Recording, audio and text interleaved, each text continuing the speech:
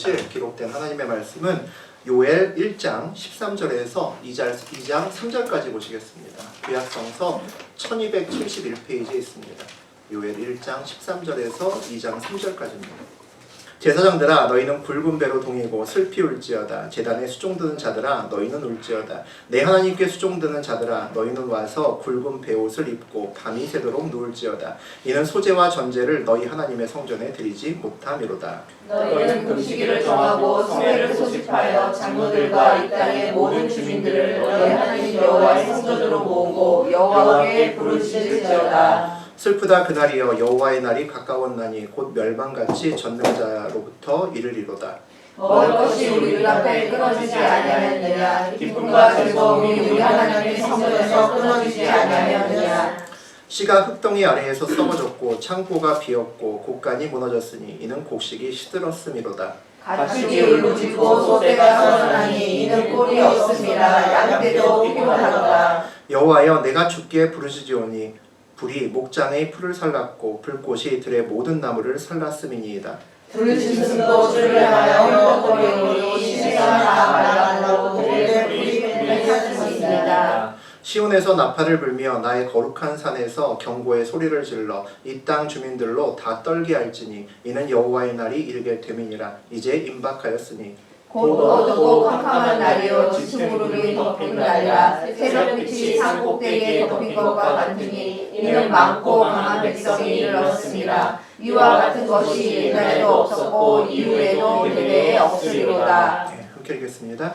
불이 그들의 앞을 살며 불꽃이 그들의 뒤를 태우니 그들의 예전의 땅은 에덴 동산 같았으나 그들의 나중의 땅은 황폐한 들 같으니 그것을 피한 자가 없도다. 하나님 말씀입니다. 아멘. 예, 우리 요엘 1장 13절에서 2장 3절까지 보셨습니다. 오늘 요엘 두 번째 시간이죠. 우리 제목이 바뀌면 인생이 바뀐다. 제목이 바뀌면 인생이 바뀐다라는 제목으로 함께 우리 은혜 나누겠습니다. 아멘. 삶에서 매일매일 승리하고 싶죠. 우리는 전부 다 그렇게 생각하고 싶은데 실제로 그렇지 못합니다. 고생 1도 없이 꽃길만 걷고 싶은데 그러지도 못합니다. 때로는 어려움도 오고 인생의 힘든 어려움 속에서 방황하기도 합니다. 또는 내가 도저히 풀 수 없는 그런 문제 앞에 서기도 하죠. 그런 고난의 상황에서 우리 어떻게 해야 될까 늘 우리의 숙제고 우리의 고민거리입니다. 선지서, 예언서, 요엘도 그 중에 하나죠. 우리 소선지서 강해 진행하고 있는데 이 예언서는 보통 그런 상황에서 쓰인 책들입니다. 보통 범국가적인 민족적인 위기 앞에서 이걸 도대체 어떻게 해결해야 될까 아무리 봐도 해결책이 보이지 않는 그럴 때에 지은 말씀이라는 거죠. 그래서 선지서의 전반적인 분위기는 어둡습니다. 우리 지난 시간에 이어서 이번 시간도 마찬가지입니다. 암울합니다. 큰 재난과 민족적인 위기에 대한 책이기 때문에 그럴 수밖에 없죠. 하지만 선지자들이 선지서들에서 엄청난 문제 앞에서 우리가 어떻게 반응해야 되는지를 우리에게 알려주는 책이 또 이런 선지서입니다. 어떻게 하면 회복될 수 있는지에 대한 해결책을 또 제시하는 것도 이런 책이죠. 그래서 선지서는 소중한 책입니다. 그의 목적이 사망이 아니라 그의 목적이 회복에 두고 있는 책들이기 때문입니다. 우리가 선지서, 예언서를 읽으면서 놓치지 말아야 되는 시각이 회복이라는 시각입니다. 요엘은 선지서 중에 소선지서 중에 두 번째 책이죠. 우리 지난 시간에 이어서 오늘 두 번째 시간인데 요엘은 재앙 가운데 하나님의 말씀을 우리 지난 시간에 선포하기 시작했습니다. 이스라엘에 큰 재앙이 왔다라고 오늘 이 말씀을 시작했죠.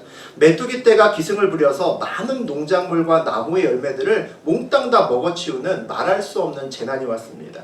큰 경제적인 손실, 회복 불가능한 그런 손실이 온 거죠.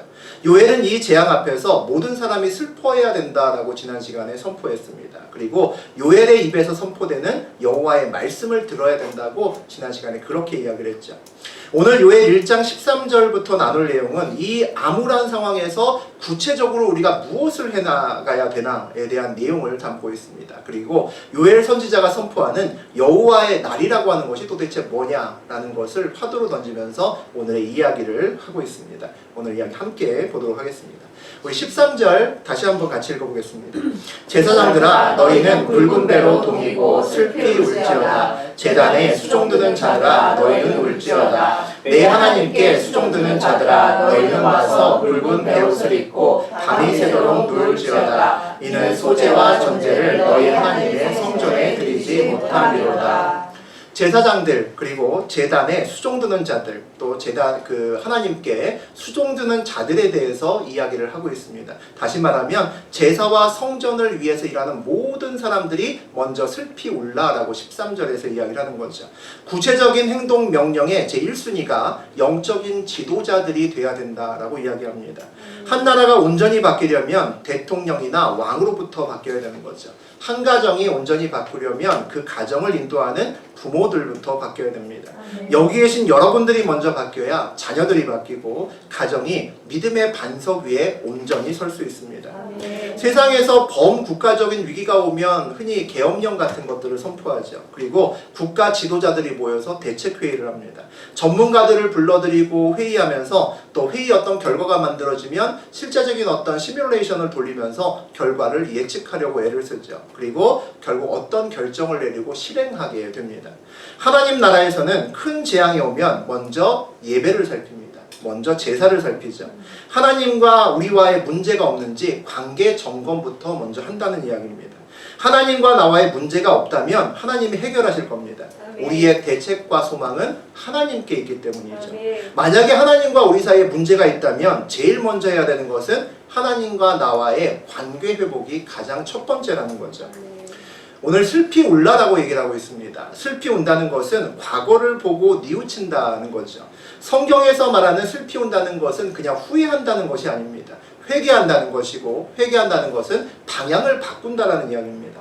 재난이 왔을 때, 힘든 일이 왔을 때 당장 누가 실제적인 도움을 나에게 주는 것이 중요하죠. 그것도 의미 있는 일이겠지만 근본적으로 그것이 나의 고난을 해결할 수는 없습니다. 고난을 해결하려면 문제를 본질적으로 근원적으로 해결하려면 방향을 바꿔야 된다는 거죠. 절망과 사망의 방향에 있는 나의 인생길을 돌려서 소망과 생명의 방향으로 돌려야 된다는 겁니다. 그래야 온전한 회복이 시작된다는 거죠. 그 방향을 돌리는 것이 회개입니다. 온전한 회개는 전심으로 슬피 우는 것으로 회개가 시작됩니다. 그런데 그 슬피 우는 것이 이 땅에서 이미 내가 잃어버린 나의 재산이나 내 사람이 아니라 하나님을 향해서 울 때 온전한 회개가 됩니다. 큰 상실 앞에서 처음에는 내가 잃은 많은 것들에 대해서 눈물이 날 수밖에 없죠. 그것들을 생각하면 가슴이 아프고 그럴 수밖에 없습니다. 그런데 그 울음의 끝에는 우리가 하나님을 바라보고 있어야 된다는 겁니다. 하나님이 개입하신 재난이나 고난은 늘 돌아옴과 연결되어 있습니다. 그래서 우리에게 있어서 고난에 대한 첫 번째 반응, 고난에 대한 첫 번째는 방향을 재설정하는 것에 있습니다. 하나님과의 관계의 회복으로 가야 되기 때문이죠. 방향을 돌리는 회개란 무엇일까? 오늘 13절에서 얘기를 합니다. 굵은 배로 동이고 슬피 울지어다 라고 이야기를 하죠. 굵은 배옷은 사랑하는 가족이 죽었을 때 입는 옷입니다. 굵은 배옷을 입는다는 것은 이미 주체할 수 없는 그런 슬픔과 통곡이 내 마음속에 가득하다는 거죠. 동이다라고 하는 것은 꼭 묶는다는 겁니다. 배옷을 입고 밤에도 낮에도 풀지 않고 그대로 있다는 거죠. 낮과 밤의 시간을 가리지 않고 전심으로 운다는 겁니다. 마음을 다해 울 수 있어야 회복되기 때문이죠. 동이라고 명령하는 것은, 그렇게 하나님이 명령하는 것은 이번에 이 고난이 쉽게 지나갈 고난이 아니라는 겁니다. 마음을 다하는 회개를 할 때까지 계속된다는 거죠. 우리의 마음이 온전히 바뀔 때까지 멈추지 않는다는 겁니다. 하나님이 그렇게 작정하셨기 때문에 마음을 동일하고 오늘 이스라엘 백성들에게 명령하는 거죠. 많은 손실이 일어난 재난을 만나면 시키지 않아도 우리는 모두 다 웁니다. 울 수밖에 없죠. 그런데 끝까지 나의 손실에서 눈을 떼지 못하고 울면 그것이 나의 전부라고 하는 것을 내가 증명해 주는 겁니다. 내가 하나님을 바라고 운다는 것은 나의 소망이 세상이 아니라 하나님께 있음을 내가 삶으로 고백하는 겁니다. 나의 소망을 하나님께 두고 울고 있을 때, 울 수 있을 때 진정한 회개가 나오고 깊은 기도가 나올 수 있다는 거죠. 그때 온전한 회복이 시작됩니다. 우리 14절 함께 읽겠습니다. 우리 너희는 금식일을 정하고 성회를 소집하여 장로들과 이 땅의 모든 주민들을 너희 하나님 여호와의 성전으로 모으고 여호와께 부르짖을지어다.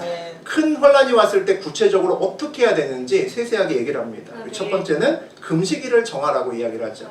힘든 문제를 만나면 우리는 예배를 늘립니다. 그리고 기도 시간을 늘리죠. 목회를 하다가 갑자기 어느 성도님이 새벽 예배 안 드리시다가 갑자기 나오고 예배 끝난 다음에 기도 한 5분 하고 돌아가시는 분이 갑자기 한 30분씩 앉아서 기도를 하면 가슴이 철렁합니다. 문제가 생겼구나. 저 집에 뭔가 큰 문제가 생겼구나. 그런 생각이 든다는 거죠. 그렇게 해도 예배를 늘리고 기도를 늘려도 해결이 되지 않으면 신앙인의 마지막 보루는 금식입니다. 정말 힘들 때, 중요한 결정을 할 때 우리는 가끔 금식하고 기도를 하죠. 금식한다는 것은 세상에 있는 것을 끊는다는 겁니다. 세상의 소망을 버리고 죽으면 죽으리라는 그런 결단을 가지고 내가 하나님만 보겠습니다. 그런 마음의 표현이 금식이죠. 세상에서는 우리의 생명을 풍성히 하는 것이 음식입니다. 나라가 잘 살수록 음식에 대한 관심이 많아집니다. 미슐랭에서 어떤 별점을 주고 맛집 리스트가 많아지면 선진국이 됩니다. 우리나라도 마찬가지죠. 우리나라도 음식에 엄청난 관심을 많이 가지고 있습니다. 옛날에는 음식하는 사람을 뭐라고 불렀습니까? 요리사, 주방장이라고 했습니다. 요즘은 그런 거 맞습니다. 요즘은 셰프라고 해요. 요즘은 셰프입니다. 연예인보다 더 많이 돈 잘 벌고 더 유명한 사람들, 그런 셰프들이 얼마나 많은지 모릅니다. 세상에서는 음식이 생명을 풍성히 하는 것입니다. 근데 신기한 것은 영적으로는 세상 음식을 끊으면 영성이 살아납니다. 아주 신기하죠. 육체적인 생명력은 약해집니다. 그런데 또 다른 영적인 생명력이 아주 강해집니다. 금식하면 영적으로 민감해지고 하나님의 뜻을 훨씬 더 잘 알 수 있습니다. 응답을 받을 수 있다는 거죠. 우리가 고난 앞에서 금식을 하는 주요한 이유가 됩니다. 금식일을 선포한 다음에 우리 성경에 보니까 성회를 소집하고 함께 여호와의 성전에 모여 부르짖어라라고 되어 있습니다. 전심으로 예배하고 마음을 다해 기도하라는 거죠. 온전한 소망이 하나님께만 있음을 삶으로 보여주라는 겁니다. 그것이 전심으로 예배하는 것이죠. 우리 15절 같이 보겠습니다. 슬프다 그날이여 여호와의 날이 가까워나니 곧 멸망같이 전능자로부터 이르리로다. 요엘서에서 가장 중요한 단어 하나만 꼽으라면 여호와의 날입니다. 그걸 잘 이해해야 요엘서 전반을 이해할 수 있죠. 요엘 선지자는 여호와의 날이 가까웠다라고 선포합니다. 슬프다 그날이여. 이 여호와의 날이, 요엘이 선포하는 여호와의 날의 본질이 슬프다라고 얘기를 합니다. 슬픈 날이라는 거죠. 멸망같이 전능자에게로부터 이르리로다라고 이야기합니다. 이 여호와의 날이 멸망의 날이라는 겁니다. 당황스러운 것은 이 멸망의 날이 하나님과 연결되는 여호와의 날이라고 하는 것이 우리가 읽을 때 부담되고 힘들게 요엘서를 읽을 수밖에 없다는 거죠. 여호와의 날은 하나님의 임재가 있는 날을 의미하죠. 일반적으로 여호와의 날은 하나님의 임재와 개입이 일어나서 우리 삶에서 막힌 것이 뚫려지고 문제가 해결돼야 되는 그런 날입니다. 그런 날을 우리가 여호와의 날이라고 부를 수 있죠. 그런데 요엘서의 여호와의 날은 좀 다르다라는 느낌이 듭니다. 암울하고 슬픈 멸망의 날이고 모든 것이 사라지는 날을 여호와의 날이라고 이야기를 합니다. 지금도 힘든데 더 힘들어질 거야 라고 얘기를 합니다. 지금도 지하 1층인데 이제 시작이야, 이런 느낌을 함께 받는 거죠. 우리 입장에서는 미치고 팔짝 뛰죠. 그게 15절의 이야기입니다. 우리 16절 같이 보시겠습니다. 먹을 것이 우리 눈앞에 끊어지지 아니하였느냐. 기쁨과 즐거움이 우리 하나님의 성전에서 끊어지지 아니하였느냐. 암울한 상황에서 두 가지 질문을 합니다. 첫 번째 질문이 뭡니까? 먹을 것이 우리 눈앞에 끊어지지 아니하였느냐. 육적인 소망, 세상적인 소망이 끝났다라고 얘기를 하는 거죠. 우리 눈앞에서 내 먹을 것이 사라지는 것을 네 눈앞에서 보지 않았느냐라고 질문합니다. 두 번째 질문은 기쁨과 즐거움이 우리 하나님의 성전에서 끊어지지 아니하였느냐. 영적인 소망이 끊어졌다라고 이야기를 하는 거죠. 육적인 소망이 끊어져도 우리가 영적인 소망을 붙들고 있으면 회복됩니다. 그런데 영적인 즐거움이 끝났다면 하나님과 분리됐다는 이야기입니다. 하나님 백성이 소망이 없는 존재가 됐다는 얘기죠. 환경에 똑같이 휘둘리는 세상 사람과 똑같아졌다는 겁니다. 절망적인 이야기죠. 그런데 이 두 가지 질문을 다시 한번 살펴보면 사실은 질문이 아닙니다. 왜냐하면 의견을 묻는 것이 아니라 답이 정해져 있기 때문입니다. 지금 이미 내 앞에 벌어지고 있는 현실에 대해서 질문할 뿐, 이 현실을 겪고 있는 누구나 이 질문에 대해서 대답을 할 수 있는 질문이기 때문입니다. 아이한테 그렇게 얘기합니다. 부모들이 공부 열심히 해. 그래야 원하는 대학까지. 고3에 올라가면 그런 얘기를 많이 하죠. 그렇게 열심히 가르쳤는데 말 안 듣고 놀던, 팽글팽글 놀던 자녀가 결국 대학에 실패합니다. 그러면 부모가 아이에게 다시 묻습니다. 잘 봐. 지금 갈 대학 있어? 네 실력으로 네가 원하는 거 갈 수 있어? 이렇게 따져 묻습니다. 왜 물을까요? 갈 데 없는 줄 뻔히 알면서 이미 실패했는데 오는 이유가 있는 거죠. 답이 정해진 질문을 하는 이유는 답이 궁금해서 묻는 것이 아닙니다. 다른 의도를 갖고 있다는 거죠. 스스로 너 자신에게 질문을 던져보라는 겁니다. 스스로 질문하고 그 마음으로 정답을 깨달아야 인생길이 바뀌기 때문에 질문을 던지는 겁니다. 다시 시작하고 마음을 잡고 다시 한번 해보라는 거죠. 절망으로 밀어넣는 것이 아니라 희망의 자리로 나오기 위해서 뻔히 답이 알려진 질문을 한다는 거죠. 우리는 많은 경우에 답이 우리를 성공시킨다고 생각합니다. 그래서 답을 찾으려고 노력을 하죠. 그런데 답을 몰라서 어찌할 바를 모르는 그런 경우도 우리 인생길에서는 꽤나 있지만 더 많은 경우는 답을 아는데 안 합니다. 해결을 위해서 답에 적극적으로 반응하지 않습니다. 그래서 고난 앞에서 답을 찾으려 하기 전에 먼저 스스로에게 질문을 던져보는 것이 먼저입니다. 내가 하나님 말씀에 순종할 생각이 있는지, 하나님 앞에 온전히 예배와 말씀으로 서고 있는지를 먼저 물어보셔야 된다는 거죠. 우리 17절과 18절 읽어보겠습니다. 씨가 흙덩이 아래에서 썩어졌고 창고가 비었고 곡간이 무너졌으니 이는 곡식이 시들었음이로다. 가축이 울부짖고 소떼가 쏟아나니 이는 꿀이 없으리라. 양떼도 피곤하다. 창고가 비고 곡간이 무너졌다는 것은 생각만 해도 심각한 일이죠. 아무것도 없다는 겁니다. 이유는 곡식이 시들었기 때문이라고 되어 있죠. 추수 때가 되었는데 알곡이 다 비어 있습니다. 메뚜기 때가 지나갔기 때문이죠. 거둘 것이 없다는 겁니다. 현재 먹을 것이 없다는 거죠. 우리의 생명에 위협이 생기고 있는 그런 상황입니다. 흙덩이 아래에 있는 씨가 뭘 얘기합니까? 소망의 씨입니다. 미래를 얘기하는 거죠. 시간이 지나면 흙덩이 아래에서 보이지 않지만 싹이 트고 그것이 자라서 열매를 얻습니다. 그래서 작은 씨앗에서 놀라운 열매를 얻고 그 열매를 통해서 우리가 생명을 유지할 수 있는 거죠. 그런데 이 흙 아래에 있는 씨앗이 썩었다라고 얘기를 합니다. 미래가 없다는 거죠. 이제 기다려도 열매가 있을 수 없다는 겁니다. 흙 아래에 있는 씨앗이 썩었기 때문이죠. 이제 기다리는 것도 의미가 없다는 겁니다. 현재도 암울한데 미래도 똑같다는 거죠. 똑같이 암울하다라고 그렇게 이야기를 합니다. 창고와 곡간이 비었을 뿐 아니라 또 가축도 울부짖고 소떼가 울고 양떼가 울기 시작합니다. 그 이유는 꼴이 없기 때문이죠. 가축의 양식도 바닥났다는 겁니다. 이제 뭘 어찌 할 수도 없는 그런 난국이라는 거죠. 우리 19절과 20절 보시겠습니다. 여호와여 내가 주께 부르짖으오니 불이 목장의 풀을 살랐고 꽃이 들의 모든 나무를 살랐습니다. 들짐승도 주를 향하여 헐떡거리오니 시내가 다 말랐고 들의 풀이 불에 탔음이니이다. 불이 목장의 풀을 살랐고 불꽃이 들의 모든 나무를 살랐다라고 이야기합니다. 메뚜기 때로 인해서 곡식과 나무 열매를 다 잃었습니다. 그런데 그것으로 고난이 끝나지 않았다는 거죠. 이제 가뭄이 온 나라를 덮칩니다. 덮친 격으로 가뭄이 오고 있는 거죠. 가뭄의 불이 목장의 풀을 사르고 들의 나무를 사르고 있다라고 이야기합니다. 이제 사람들뿐 아니라 가축도 먹을 것이 없어졌다라고 이야기를 합니다. 들짐승도 주를 향하여 헐떡거리오니 라고 되어 있습니다. 들짐승은 가축이 아닙니다. 사람이 양육하지 않고 하나님께서 알아서 입히시고 먹이시는 그런 그 동물들을 우리가 들짐승이라고 이야기를 하죠. 가축은 사람에게 헐떡입니다. 우리 교회에 유명한 강아지 여름이가 있습니다. 그래서 한번 알죠. 간식이 먹고 싶으면 저한테 와서 헐떡거립니다. 제가 줄 때까지 짜증을 내면서. 그래서 결국은 제가 간식을 주죠. 하지만 들짐승은 저에게 오지 않죠. 주님께 갑니다. 주님께 헐떡거린다라고 말합니다. 들짐승이 주를 향하여 헐떡거림은 간절함의 표현입니다. 부르짖음의 다른 표현이라는 거죠. 시내가 다 말랐고 들의 풀이 불에 탔음이니이다 라고 노래합니다. 물도 없고 풀도 없으면 죽음이 눈앞에 있다는 거죠. 그 상황이 되니까 들짐승조차도 주를 향해서 헐떡이고 있다는 겁니다. 주를 향해서 부르짖고 있다는 거죠. 하나님의 주인 되는 생명은 문제가 생기면 주님께 헐떡여야 됩니다. 주님께 부르짖어야 된다는 거죠.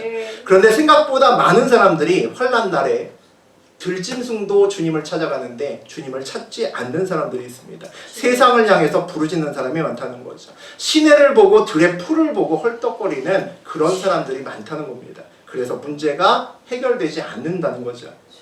우리 2장의 1절 보시겠습니다. 시온에서 나팔을 불며 나의 거룩한 산에서 경고의 소리를 질러 이 땅 주민들로 다 떨게 할지니 이는 여호와의 날이 이르게 됨이니라. 이제 임박하였으니. 시온은 하나님의 성전이 있는 상징적인 곳이고 하나님의 임재가 풍성하게 있는 곳이 시온입니다. 이 시온에서 나팔을 분답니다. 양각나팔이라고 보시면 되겠죠. 양각나팔을 부는 이유는 멀리 있는 사람들에게 아주 급박한 소식을 전하기 위해서 소리로 전해주는 겁니다. 사람이 달려가면 시간이 오래 걸리기 때문이죠. 보통 양각나팔을 급하게 불 때는 전쟁 때입니다. 적이 오고 있거나 문제가 심각할 때 전쟁을 대비해라 또는 피해라 또는 모여라 이런 것들을 양각나팔의 소리로 알려준다는 거죠. 이 경고의 소리가 울려서 온 땅의 주민을 떨게 할 거라고 오늘 그렇게 이야기를 합니다. 이는 여호와의 날이 이르게 됨이니라. 이제 임박하였으니 여호와의 날이 임박했다. 바로 너희들의 코앞에 있다라고 그렇게 얘기를 합니다. 이 장은 임박한 미래의 여호와의 날에 대해서 경고하는 것으로 시작합니다. 이미 재앙이 왔는데 이미 죽을 것 같은데 메뚜기가 세상을 덮어 먹을 것이 동이나고 가뭄이 덮쳐서 가축들도 먹을 풀조차 없는 이러한 상황인데 죽기 일보 직전인데 하나님의 날, 멸망의 날이 코앞에 있다라고 다시 얘기합니다. 도대체 뭘 어떻게 하란 말입니까? 우리 2절 보시겠습니다. 곧 어둡고 캄캄한 날이요 짙은 구름이 덮인 날이라. 새벽빛이 산 꼭대기에 덮인 것과 같으니 이는 많고 강한 백성이 이르렀습니다. 이와 같은 것이 옛날에도 없었고 이후에도 대대에 없으리로다. 여호와의 날에 대해서 구체적으로 설명합니다. 뭐라고 얘기를 하냐면 곧 어둡고 캄캄한 날이요 짙은 구름이 덮인 날이라고 얘기를 합니다. 여호와의 날은 빛이 없다는 거죠. 어둠이 온 세상을 덮는 날이 여호와의 날이다라고 얘기합니다. 빛이 없다는 것은 소망이 없음을 얘기하는 거죠. 또 여호와의 날은 새벽빛이 산 꼭대기에 덮인 것과 같다라고 얘기합니다. 보통 성경에서 빛이라는 것이 나오면 소망을 얘기합니다. 또 하나님을 이야기를 하죠. 빛은 아무리 짙은 어둠도 순식간에 몰아낼 수 있기 때문에 하나님으로 빛을 얘기합니다. 심판과 멸망의 날에 새벽빛, 새벽에 잠깐 빛이 보입니다. 그런데 이 새벽빛이 한순간에 덮임은 희망이 아니라 소망이 아니라 대적들, 더 큰 재앙이 덮친다는 것을 의미한다라고 오늘 이야기를 하는 거죠. 새벽빛이 산을 덮은 것처럼 빠르게 아무도 막을 수 없게 이 땅을 침공하기 위한 강하고 많은 대적과 엄청난 재앙이 밀려올 거라고 그렇게 경고합니다. 소망의 빛이 아니라 일순간에 절망의 빛으로 바뀌는 순간입니다. 하나님의 빛이 우리에게 소망이 아니라 절망이 된다는 거죠. 우리가 하나님의 편이 아니라 대적의 자리에 있을 때 이런 느낌이 들 겁니다. 3절 보시겠습니다. 불이 그들의 앞을 사르며 불꽃이 그들의 뒤를 태우니 그들의 예전의 땅은 에덴 동산 같았으나 그들의 나중의 땅은 황폐한 들 같으니 그것을 피한 자가 없도다. 불은 성경에서 하나님의 심판과 능력을 상징할 때가 많습니다. 성경에서 우리 이스라엘 백성이 대적들과 그의 반대편 여러 적군들과 싸울 때 하나님이 그의 전쟁을 도울 때 보통 하늘에서 불이 내리시는 경우가 많습니다. 그래서 이스라엘 백성을 돕는다는 거죠. 하나님이 많은 전쟁에서 이스라엘을 위해서 불을 던지셔서 그렇게 대적들을 멸하셨습니다. 그런데 오늘 요엘이 말하는 여호와의 날에는 그 불의 대적이 이스라엘이 된다는 얘기입니다. 불이 이스라엘 땅에 내린다는 거죠. 내 편인 줄 알았는데 어느 날 내 편이 나를 공격하고 있다는 거죠. 정말 당황스럽고 놀라운 일입니다. 불이 그들의 앞을 사르며 불꽃이 그들의 뒤를 태우니라고 되어 있습니다. 앞에는 불이 나서 많은 것들을 태우고 있고 뒤에는 불꽃이 남아있어 덜 탄 것이 완전히 깡그리 태워진다는 겁니다. 아무것도 남지 않고 아무것도 피할 수 없는 그런 불이라는 거죠. 그들의 예전의 땅은 에덴 동산 같았으나 그들의 나중의 땅은 황폐한 들 같으니 하나님의 불이 오기 전과 후의 상황을 아주 극명하게 대비합니다. 같은 땅인데 재앙이 오기 전에 불이 오기 전에는 에덴 동산이었다는 겁니다. 그런데 하나님의 불이 임한 다음에는 황폐한 들로 바뀌었다는 거죠. 이것이 세상의 눈으로 해석하는 겁니다. 영적인 해석은 하나님이 함께 하시는 땅은 에덴 동산이지만 하나님이 없는 땅은 황폐한 들이라는 거죠. 영적인 해석입니다. 세상은 재앙을 보지만 하나님 백성은 하나님이 어디 계신가 봅니다. 재앙이 중요한 것이 아니라 하나님이 중요하기 때문이죠. 오늘도 지난 시간에 이어서 요엘 선지자는 이스라엘을 덮고 있는 재앙에 대해서 계속 얘기를 합니다. 그리고 이 재앙과 연결되어 있는 여호와의 날에 대해서 이야기를 합니다. 지난 시간에 이어서 오늘의 내용도 어둡습니다. 슬픔과 빠져나올 수 없는 절망으로 가득 차 있습니다. 내용만 직설적으로 보면 이런 내용입니다. 지금도 죽을 것 같은데 앞으로는 진짜 죽을 거야. 이런 내용이죠. 결코 도망갈 수 없고 아무도 빠져나올 수 없어. 이런 얘기를 지금 하고 있는 겁니다. 우리가 만약에 적을 공격할 때 가장 조심해야 되는 게 뭘까요? 우리가 적을 공격한다는 것을 적이 몰라야겠죠. 우리의 D-Day가 설정되면 그 D-Day가 아무에게도 알려지지 않고 우리만 가지고 있어야 됩니다. 그렇게 비밀 유지를 해야 되는 이유는 적이 안심하고 있을 때 쳐야 되는 거죠. 그래야지 확실하게 승기를 잡고 이길 수 있기 때문입니다. 그런데 반대로 어느 날 우리가 공격을 받습니다. 그런데 그 대적이 그날이 가까워온다라고 경고합니다. 그날이 되면 이런 힘든 일과 이런 일들이 있을 거야 라고 우리에게 얘기해 줍니다. 이상한 일이죠. 이해 안 되는 일입니다. 우리가 얼마 전에 금요일에 우리 요나서를, 그것도 역시 선지서죠. 우리 요나서를 나눈 적이 있었습니다. 요나에게 니느웨로 가서 회개하라 라고 선포하라고 하나님께서 말씀하시죠. 회개 안 하면 40일 후에 니네들은 다 죽을 거야 라고 가서 그렇게 전해 라고 합니다. 요나가 안 가려고 그럽니다. 왜 그렇죠? 요나가 눈치가 백단이기 때문이죠. 회개 안 하면 멸망할 거야 선포하라는 것은 반대로 말하면 회개만 하면 안 멸망할 거야 라고 얘기해 주라는 겁니다. 눈치 빠른 요나는 니느웨를 하나님이 구원하시려고 하는구나, 복을 주시려고 하시는구나를 알아챕니다. 그래서 아시는 것처럼 배를 째죠. 니느웨가 아니라 반대 방향 다시스로 갑니다. 하나님이 죽이려고 멸망시키려고 작정하시면 회개하라고 하지 않습니다. 그냥 불을 떨어서 죽이시죠. 재앙의 때와 내용을 미리 알려주시는 이유는 재앙이 임하지만 피할 길이 있다는 걸 알려주십니다. 진심으로 회개하라는 거죠. 회개하라고 하시면 회복을 시키겠다고 하는 것이고 돌아오라고 말씀하시는 겁니다. 우리 교회 권사님 한 분이 암이 전이돼서 재발할 때였습니다. 우리 남경현 전도사가 기도하는데 하나님이 먼저 알려주셨습니다. 그때 제가 함께 그 기도를 가지고 혼자 기도하면서 성령님의 감동으로 깨달은 것이 있었습니다. 미리 알려주신다는 것은 죽음으로 인도하시지 않겠다는 거구나. 회복이 목적이구나. 죽는데 미리 알려줄 필요는 없기 때문입니다. 그래서 그 자리에서, 절망의 자리에서 소망을 붙들고 기도할 수 있었습니다. 그리고 나서 권사님 신방하고 또 함께 기도해서 완치된 오늘까지 올 수 있었던 거죠. 오늘도 항암 치료하시고 뭐 싸갖고 오셨습니다. 암울하고 어려운 상황이 오면 항상 하나님은 선지자들에게 말씀을 부어서 선포하게 하십니다. 말씀을 부어서 선포하게 하신다는 것은 그 자체가 소망이 있다는 겁니다. 말씀이 생명이기 때문이죠. 상황과 함께 오는 말씀은 늘 우리에게 붙들어야 될 정답이 있다는 것을 우리에게 알려주는 겁니다. 말씀을 함께 주신다는 것은 반드시 회복시키겠다라는 약속이라는 거죠. 상황이 어려운데 말씀이 오지 않을 때가 정말 암울한 겁니다. 붙들 말씀이 없이 상황만 보고 있을 때가 정말로 아무런 소망이 없을 때라는 거죠.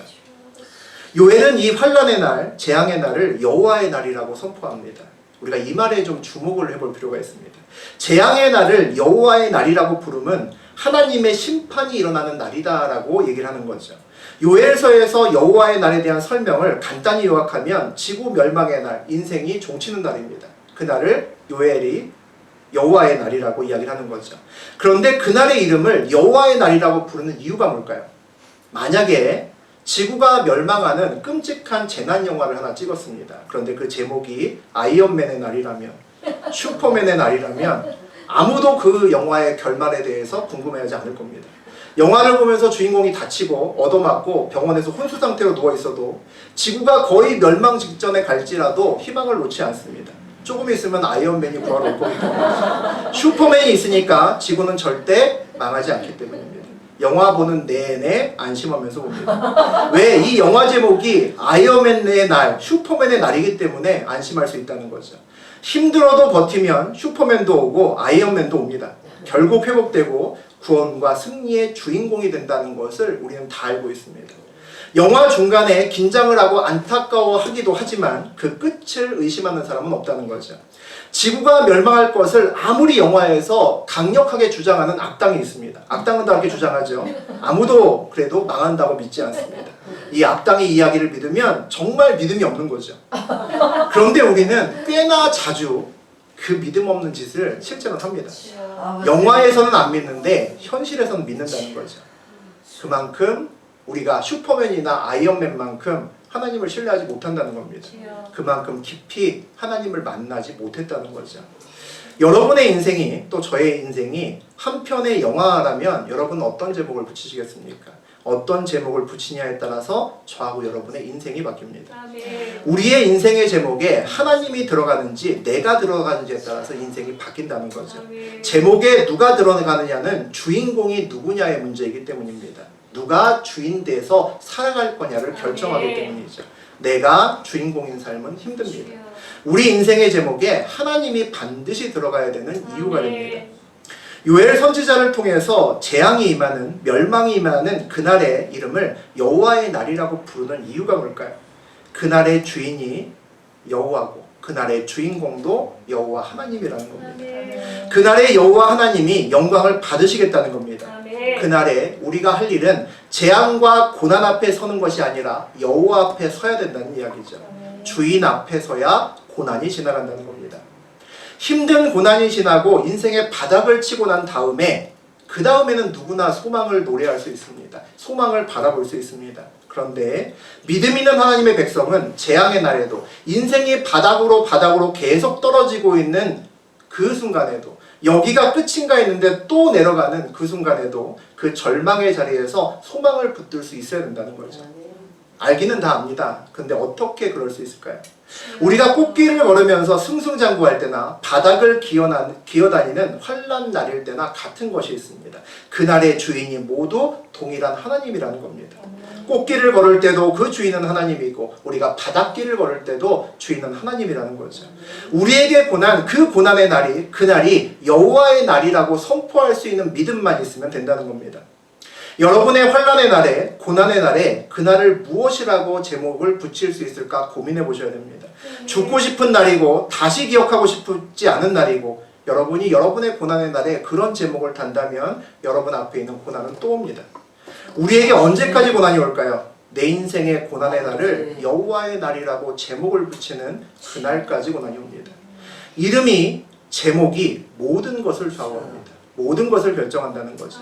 여호와의 날이라고 제목을 붙이는 것은 내가 고난 앞에 서는 것이 아니라 세상 앞에 서는 것이 아니라 하나님 앞에 선다고 믿음으로 삶으로 고백하는 것이기 때문입니다. 그럼 믿음의 고백을 할 수 있으면 내 믿음의 고난이, 내 믿음이 고난을 이깁니다. 내 믿음이 세상을 이긴다는 거죠. 여러분 인생의 모든 날이 여호와의 날이라고 선포하기를 기도합니다. 그렇게 결단하고 믿음으로 나아가는 오늘 이 시간 되셨으면 좋겠습니다.